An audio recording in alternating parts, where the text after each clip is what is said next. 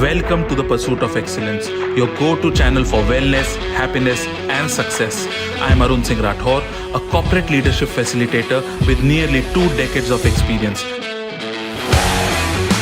Having trained and coached thousands of professionals achieve peak performance without compromising their physical and mental vitality. On this channel, we focus on science-based protocols to elevate your efficiency, embrace excellence over perfection, and grow professionally while staying grounded in well-being. Because striving for excellence isn't just empowering, it's deeply human. If you are ready to thrive in your life, you have come to the right place. Hi, my name is Arun Singh Rathore and I welcome you to this series on emotions. आज के हमारे episode में we will understand very practical and simple protocols you can follow to become more emotionally intelligent and also to lead a more content life. आप कई बार मुझसे question पूछते हैं that Arun, why do you use content rather than happy? You know, at the end of the day हर कोई happy होना चाहता है. Well, the answer is very simple because it's easier to be contented than happy. Happiness, like any other emotion, ये एक fleeting phase है. Okay, आप एक नई कार लेते हो और कुछ समय के लिए you feel happy and then अब आपके लिए वो मोड ऑफ ट्रांसपोर्टेशन है. ठीक है, अब आप ये देख रहे हो कि शायद मुझे अभी नेक्स्ट कौन सी कार लेनी है जिसमें शायद थोड़ा ज्यादा पावर है, जिसकी परफॉर्मेंस शायद बेटर है, या शायद उसमें फीचर्स थोड़े ज्यादा है, या मे बी उसकी प्रेस्टीज वैल्यू थोड़ी ज्यादा है ना. So this is why happiness जो है वो कंसिस्टेंटली ऐसे ही चलती रहती है. But yes, I can decide to be contented. Okay, I can decide that yes, as of now मुझे बहुत अच्छा लग रहा है कि मेरी नीड्स फुलफिल हो रही है. ओके, एज ऑफ नाउ मुझे बहुत अच्छा लग रहा है कि मेरे पास में एक अच्छी फंक्शनिंग कार है जिसको मैंने बहुत अच्छे से मेंटेन किया हुआ है. राइट, एज ऑफ नाउ मेरे लिए बहुत इंपॉर्टेंट है कि मेरे पास में एक घर है जिसमें मेरी सारी नीड्स फुलफिल हो रही है. सो contented is a very important and critical emotion. Okay, और यही हमारी सबसे पहली टिप है कि rather than chasing happiness, it's very important कि आप current status में क्या क्या तरीके से content feel कर सकते हैं, आप वो समझने की कोशिश करें. ओके, कई बार ये होता है कि हमारे इमोशंस को ना चीजें ट्रिगर करती हैं, और वो जब ट्रिगर करती हैं तो हम एक रिएक्शन देते हैं, या फिर कई बार हम रिएक्शन नहीं देते लेकिन हम एक बहुत ही स्ट्रॉन्ग नेगेटिव इमोशन को महसूस करते हैं जो हमें बिल्कुल अच्छा नहीं लगता, और फिर हम अपनी लाइफ में वापस बिजी हो जाते हैं. और इसीलिए ना वो सेम चीज बार बार हमारे साथ रिपीट होती रहती है. और कई बार ऐसा होता है जब लोग मुझे ये बोलते हैं कि Arun, I don't know why, लेकिन ये चीज ना बार बार रिपीट होती है. वो रिपीट इसलिए हो रही है बिकॉज आपने उसको एड्रेस नहीं किया है. राइट, इसमें हम सेकेंड टिप पे आते हैं, और जो दूसरी टिप है इसको मैं बोलता हूं जर्नलिंग. ओके, हम सबको एक जर्नल मेंटेन करनी चाहिए. It could be in a physical form. मैं पर्सनली एक फिजिकल जर्नल प्रेफर करता हूँ बिकॉज मैंने नोटिस किया है कि जब मैं मेरे पेन को यूज करता हूँ पेपर के ऊपर, मेरे आइडियाज ज्यादा अच्छे से फ्लो होते हैं और उसकी रिकॉल एबिलिटी थोड़ी ज्यादा होती है. सो this is my personal preference. लेकिन जर्नलिंग की बहुत सारी एप्स भी है. आप वो एप्स यूज कीजिए जिस मोमेंट पे आपको जो इमोशन फील हो रहा है, यू स्टार्ट जर्नलिंग इट. आप नोटिस करेंगे जब आप इमोशंस को जर्नल करना शुरू करते हैं, इनिशियली आपकी जो राइटिंग होगी या आपकी टाइपिंग होगी वो उतनी इफेक्टिव नहीं होगी. इनफैक्ट आप थोड़ा स्ट्रगल करेंगे कि आप इस मोमेंट पे क्या फील कर रहे हैं, आप उसको कैसे लिखें. But over a period of time आप ये नोटिस करेंगे, you will start getting better at it. और जैसे जैसे आप उसमें बेटर होते जाएंगे, जर्नलिंग का जो थेरेप्यूटिक इफेक्ट है वो उतना ज्यादा स्ट्रांग होता जाएगा. प्लस आपको ये समझ में आएगा कि कौन सी चीज ने मुझे ट्रिगर किया है और उस चीज को मैं कैसे हैंडल कर सकता हूं या मैं कैसे अवॉइड कर सकता हूं. Okay, this is why journaling is very critical. सबसे पहले जर्नलिंग से आप अवेयर होते हो. सेकेंड, जर्नलिंग आपको एक्शन लेने में हेल्प करती है. ओके, जो कि इमोशनल एस्पेक्ट्स पे कई बार हम नहीं लेते. इनफैक्ट इन मेनी केसेस हमको ये लगता है कि एक इमोशनल एक्सपीरियंस से गो थ्रू करना ही इनफ है. Okay, so this is another problem. जो तीसरी चीज है वो है किसी ना किसी तरीके की माइंडफुलनेस या मेडिटेशन एक्टिविटी को प्रैक्टिस करना. अगेन, ये कोई भी मेथोडोलॉजी हो सकती है जो आपको सूट करे. ऐसी बहुत सारी फ्रीली अवेलेबल मेथोडोलॉजीज है जो आप प्रैक्टिस कर सकते हैं. मैं पर्सनली जो फॉलो करता हूं, I will put that in the show no caption. You are free to use that or else you can find some other way. But mindfulness एक बहुत ही क्रिटिकल एक्टिविटी है. एक सबसे सिंपल तरीका माइंडफुलनेस प्रैक्टिस करने का ये भी है कि आप अभी जब आप पॉडकास्ट सुन रहे हो तो मे बी आप ये सोच सकते हो कि सुबह से लेके अभी तक आपने किस किस चीज को कांटेक्ट किया है. ओके, फॉर एग्जांपल, मैं सुबह उठा तो मुझे जो चीज सबसे ज्यादा याद आ रही है अभी के टाइम पे वो है मेरी बेडशीट या मेरा पिलो. ओके, वहां से मैं स्टार्ट करते करते सुबह से मैंने कौन सी बुक रीड की, या फिर सुबह से मैंने क्या कुक किया है, अगर कुक किया तो मैंने कौन सा पैन यूज किया. ओके, इस डिटेल पे जाके ये याद करने की कोशिश करना कि सुबह से आपने कौन सी चीजों को कांटेक्ट किया है. आप नोटिस करेंगे कि वो नंबर बढ़ता चला जाएगा जैसे जैसे आप उसको प्रैक्टिस करेंगे, जैसे जैसे आप उसमें टाइम निकालेंगे. ओके, जैसा कि हमने पिछले एपिसोड में ये समझा था कि हम बार बार या तो पास्ट में चले जाते हैं या फ्यूचर में चले जाते हैं, और उस वजह से पास्ट में जाने से कई बार सैडनेस फील होती है, फ्यूचर में जाने से एंजाइटी फील होती है. माइंडफुलनेस आपको प्रेजेंट में लेके आता है. ओके, माइंडफुलनेस आपको ये बता रहा है कि जो आपका पास्ट एक्सपीरियंस है वो कोई और सिचुएशन थी, वो कुछ और लोग, जो अभी आपके सामने है वो कुछ और लोग हैं. ओके, तो आप वो सेम लेवल पे अलग अलग लोगों को मेजर नहीं कर सकते. ओके, तो जब हम बार बार क्यूरियोसिटी की बात करते हैं, क्यूरियोसिटी तभी आएगी जब आप प्रेजेंट में रहना सीखें. सो माइंडफुलनेस और मेडिटेशन बहुत पावरफुल टूल्स हैं. कई बार हमको रिग्रेट होता है, हम गुस्से में किसी को कोई चीज बोल देते हैं and then we feel really bad about it कि ये मेरा नेचर नहीं है.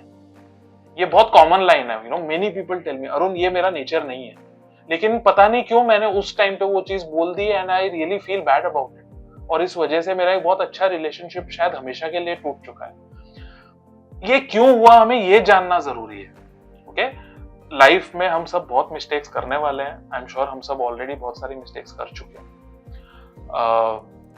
लेकिन उसकी लर्निंग लेना बहुत ज्यादा क्रिटिकल है. और इन मोस्ट केसेस हम लोग क्या करते हैं कि जो हमारा इंपल्सिव रिएक्शन होता है वो डैमेजिंग होता है. ओके, दैट मीन्स हमने अपनी प्रीफ्रंटल कॉर्टेक्स को इस्तेमाल नहीं किया, जिसका काम है चीजों को रेगुलेट करना, डिसीजन लेना, हायर ऑर्डर थिंकिंग करना, और हमने उसको यूज नहीं किया. ओके, ऐसी कई सारी स्टडीज और रिसर्च ने प्रूव किया है कि regular mindfulness and meditation practices से प्रीफ्रंटल कॉर्टेक्स जो है वो स्ट्रांग हो जाती है. ओके, ग्रे मैटर जो है वो इंक्रीज हो जाता है, उनकी डेंसिटी बढ़ जाती है. And how powerful is that कि आप एक जगह पे बैठ के मेडिटेट कर रहे हैं एंड आपके प्रीफ्रंटल कॉर्टेक्स जो है वो और ज्यादा स्ट्रांग होता जा रहा है.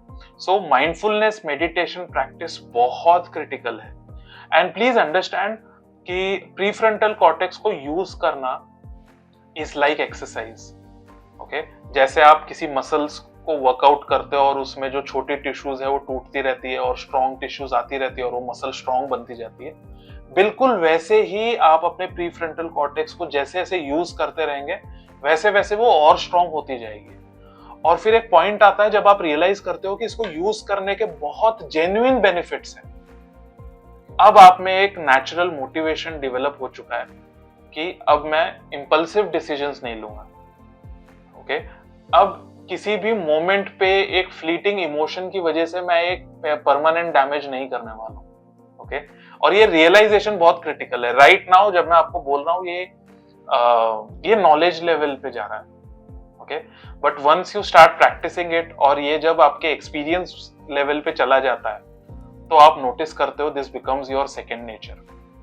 Okay, habits and rituals play a very important role, especially in terms of managing your emotions. Habits और रिचुअल्स जो होते हैं वो आपके दिन को और कंट्रोलेबल बनाते हैं। ओके, जब आपको दिन और कंट्रोलेबल लगता है तो आप नोटिस करोगे इन जनरल आप थोड़ा काम फील करते हो। अगर पूरे दिन का कोई प्लान नहीं है, अगर मेरी कोई फिक्स्ड रिचुअल्स नहीं है, अब दिन को कंट्रोल करना मुश्किल है। और अब जैसे जैसे चीजें आ रही है मैं वैसे वैसे उसको रिएक्ट करते जा रहा हूं और पूरा मेरा दिन रिएक्शन में जा रहा है।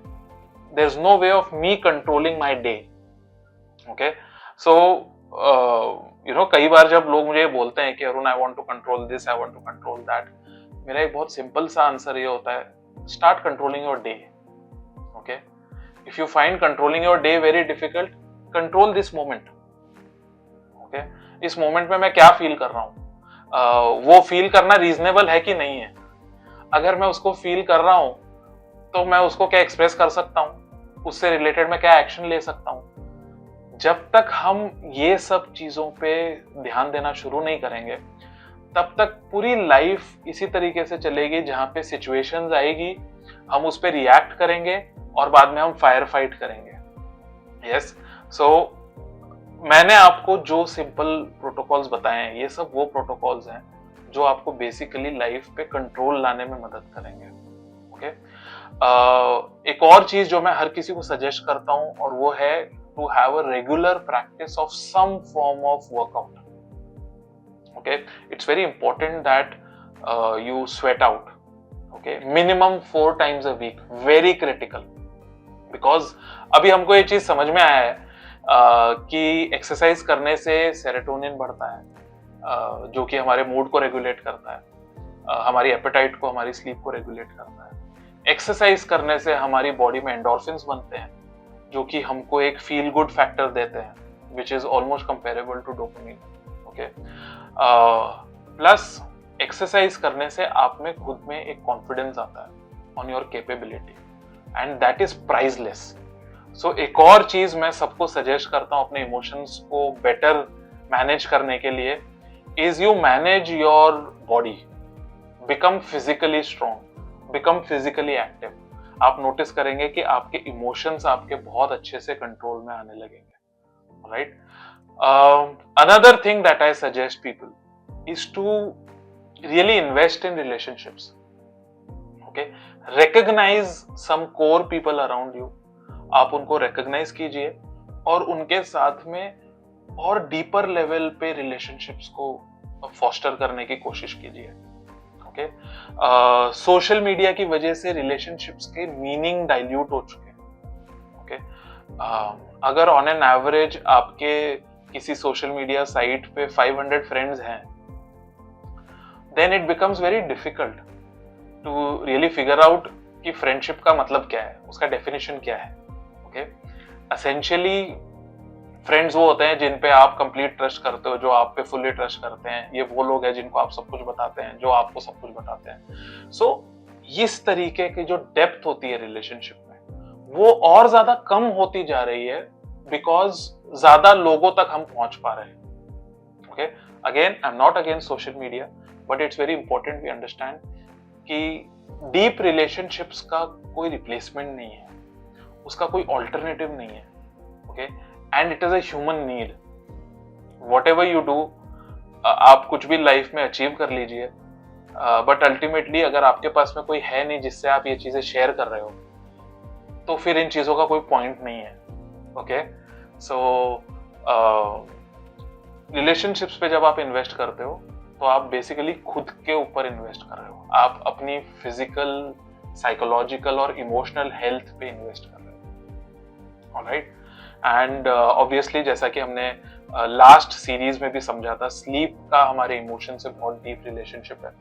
सो this is almost given that अगर आपको अपने इमोशंस पे बेटर कंट्रोल चाहिए और आप चाहते हो कि आपका एमिगडाला जो है वो हाइपर एक्टिव ना रहे, तो इट इज वेरी इंपॉर्टेंट कि आप एक डीप और रेस्टोरेटिव स्लीप को एक्सपीरियंस करें on a regular basis.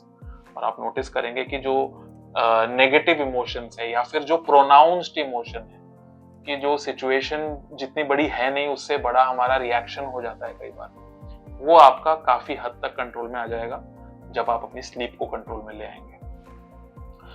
So with this, we end this series on emotions. We understood the neuroscience of emotions. We understood the chemistry of emotions. We understood emotional intelligence. We understood the role of emotions in our relationships, professional and personal. We understood the role of emotions on our health. Okay, and in the end, I gave you some very simple but very powerful and effective protocols through which you can become more emotionally intelligent. So I hope this series have been very helpful to you, and I hope that you will use these protocols to become more emotionally intelligent in your life. Thank you.